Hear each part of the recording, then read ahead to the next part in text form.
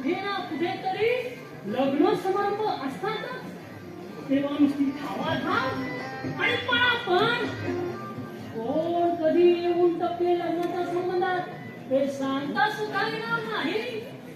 लग्न सराई म्हणजे आमची चंगळ चालायचं. मी सुद्धा तुला त्याच्यासाठी बोलवणं पाठवलं होतं.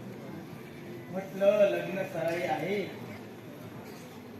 आमचे विवाह सुद्धा उपवर झाले आहे, तेव्हा तिच्याविषयी म्हणजे तिच्या लग्नाविषयी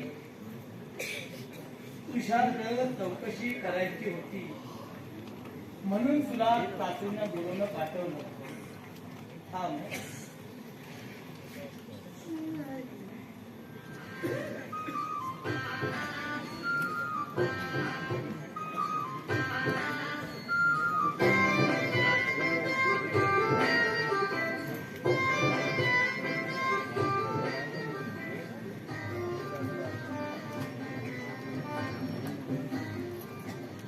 ही शिवाच्या लग्नाची पत्रिका.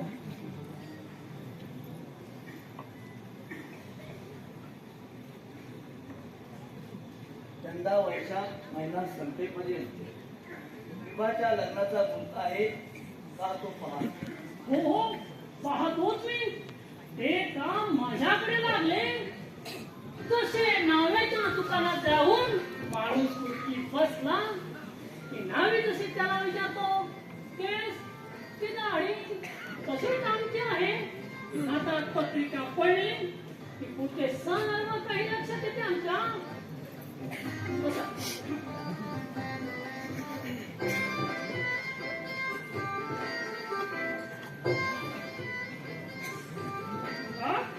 काय झालं बहिणी? काही नाही काही नाही. थोडी अडचण दिसते. फार वाटले माझं ते सापडतो का ते पाहतो.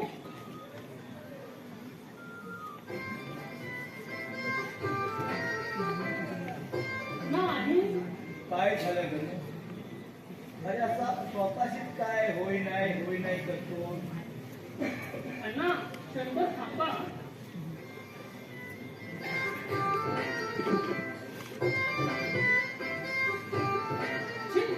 गडबडच दिसते. अण्णा हा वैशाख महिना विवाहाचे लग्न होण्याच्या दृष्टीने आडवा देतोय बघा.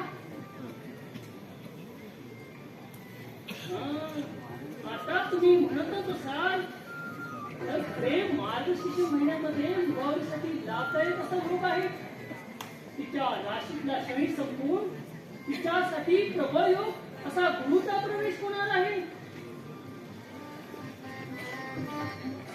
मार्गशीर्षामध्ये तिच्या लग्नाचा उत्तम योग घेऊन अगदी तुमच्या मनासारखे होईल ना.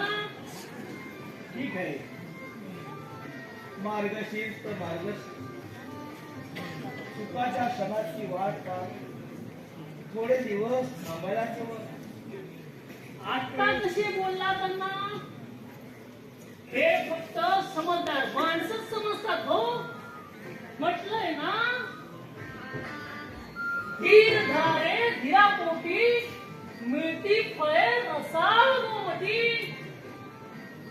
गणू, तू आलास फार बरं वाटलं. कोणत्याही गोष्टीची गडबड घाई करू नये. वेळ आल्यानंतर सर्व व्यवस्थित होतं. थांब, मी तुझ्यासाठी दूध आणि साखर घेऊन येतो. नको अण्णा. अण्णा मधापासून विचारी म्हणतोय, पण विचारांचे धाडच काही झाले नाही. काय ते? अरे विचार ना, काय विचारायचं आहे ते.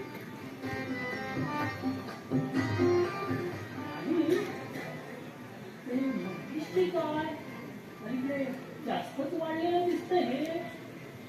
गणू, हे बघ, जो तो त्याच्या नशिबाचा. आज काय घडलं कळत नाही. उद्या उजाडत काय होईल याचा थाप पत्ता नाही. म्हणजे सगळा उजेडच